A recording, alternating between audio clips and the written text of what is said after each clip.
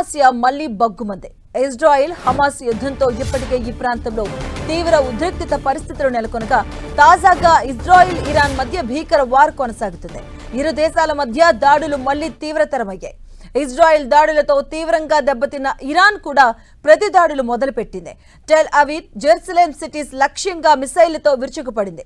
ఆయా ప్రాంతాల్లోని టార్గెట్స్ పై డజన్ల కొద్దీ క్షిపణులతో దాడి జరిపింది.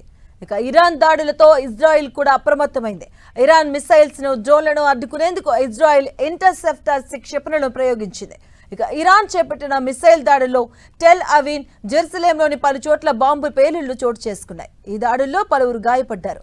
ఇరాన్ దాడులతో ఇజ్రాయెల్ భూభాగంలో సైరన్లు మోగాయి. తమ పౌరులే లక్ష్యంగా టెహ్రాన్ దాడి చేపట్టినట్లుగా ఇజ్రాయెల్ తెలిపింది.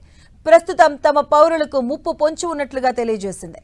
ఇజ్రాయెల్ అంతటా డజన్ల కొద్దీ లక్ష్యాలపై దాడులు చేపట్టినట్లుగా ఇరాన్ రెవల్యూషనరీ గార్డ్స్ ప్రకటించింది. మరోవైపు 2 ఇజ్రాయెల్కు చెందిన ఫైటర్ జెట్లను కూల్చినట్లుగా ఇరాన్ తెలుపగా ఇజ్రాయెల్ ఆ వార్తలను తోసిపుచ్చింది. ఇరాన్ 100కు పైగా క్షిపణులు ప్రయోగించిందంటూ ఇజ్రాయెల్ ప్రకటించింది. అయితే వాటిలో చాలా వాటిని లక్ష్యాన్ని చేరకముందే కూల్చినట్లుగా తెలియజేసింది. ఇరాన్ దాడులు చేపట్టక ముందు శుక్రవారం రాత్రి ఇరాన్పై ఇజ్రాయెల్ దాడులకు దిగింది. మిలిటరీ స్థావరాలే లక్ష్యంగా దాడులు చేపట్టింది. ఇక ఇస్ఫహాన్ అణుస్థావరంపై విరుచుకుపడ్డట్లుగా ఇజ్రాయెల్ ఆర్మీ వెల్లడించింది. రాజధాని టెహ్రాన్తో పాటు మొత్తం 200 టార్గెట్స్ పై దాడి చేసినట్లుగా తెలిపింది. ఎయిర్ ఫోర్స్ ఫైటర్స్ జెట్లను ఇస్ఫహాన్ ప్రాంతంలోని అణుస్థావరంపై విరుచుకుపడి లక్ష్యాలను ఛేదించినట్లుగా ఐడిఎఫ్ తెలిపింది. ఇక ఈ ప్రాంతంలో అణుబాంబుల తయారీ కోసం యురేనియం శుద్ధి ప్రక్రియ జరుగుతున్నట్లు ఇజ్రాయెల్ ఆర్మీ వెల్లడించింది. యురేనియం శుద్ధి కోసం వినియోగించే ల్యాబ్లు, ఇతర మౌలిక సదుపాయాలను ధ్వంసం చేసినట్లుగా ప్రకటించింది. ఈ మేరకు ఇస్ఫహాన్లోని అణుస్థావరాలు ఉన్న నిర్మాణాలను ఎక్స్లో పోస్ట్ చేసింది. తమ దాడిలో ఇరాన్కు చెందిన పలు ఎయిర్ బేస్లను ధ్వంసం అయినట్లుగా ఐడిఎఫ్ పేర్కొంది. ఇక అవసరమైనంత మేరకు మళ్లీ దాడులు చేపడతామని ఇజ్రాయెల్ తెలియజేసింది. టెల్ అవీవ్, టెహ్రాన్ మధ్య తీవ్రమైన దాడులు చోటు చేసుకుంటున్న వేళ ఇజ్రాయెల్ ప్రధాని నెతన్యాహు కీలక ప్రకటన చేశారు. ఇరాన్ నాయకత్వంపై అక్కడి ప్రజలు తిరుగుబాటు చేయాలని పిలుపునిచ్చారు.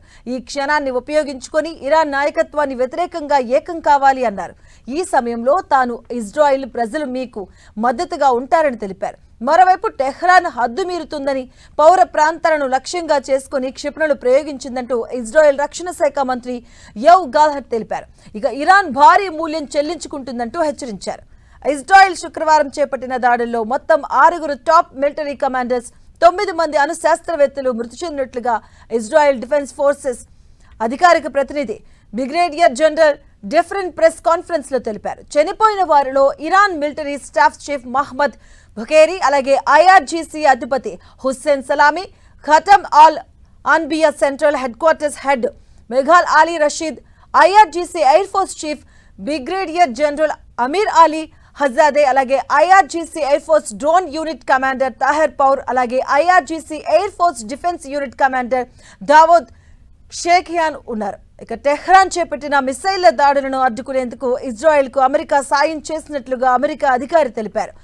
యాక్సియోస్ వీడియోకు ఈ విషయాన్ని ఆయన వెల్లడించారు. మరోవైపు ఇరు దేశాల పరస్పర దాడుల నేపథ్యంలో ఇజ్రాయెల్ ప్రధాని నెతన్యాహుతో అమెరికా అధ్యక్షుడు ట్రంప్ ఫోన్లో మాట్లాడినట్లుగా వైట్ హౌస్ తెలిపింది. ఇజ్రాయెల్ దాడులను రష్యా అధ్యక్షుడు పుతిన్ ఖండించారు. ఇరాన్ న్యూక్లియర్ ప్రోగ్రాంను రాజకీయ, దౌత్య పద్ధతుల్లో పరిష్కరించుకోవాలని ఇరు దేశాలను ఆయన కోరారు. ఇరు దేశాల మధ్య ప్రస్తుతం జరుగుతున్న దాడుల నేపథ్యంలో పుతిన్ 2 దేశాల అధినేతలకు ఫోన్ చేసి మాట్లాడారు. ఇజ్రాయెల్, ఇరాన్ పరస్పర దాడుల నేపథ్యంలో సౌదీ యువరాజుతో అమెరికా అధ్యక్షుడు ట్రంప్, బ్రిటన్ ప్రధాని కేర్ స్టార్మర్ ఫోన్లో మాట్లాడారు. పశ్చిమాసియాలో స్థిరత్వ సాధన, ఉద్రిక్తతలను తగ్గించడం, దౌత్య మార్గాల ద్వారా వివాదాలను పరిష్కారంపై వీరు చర్చించారు.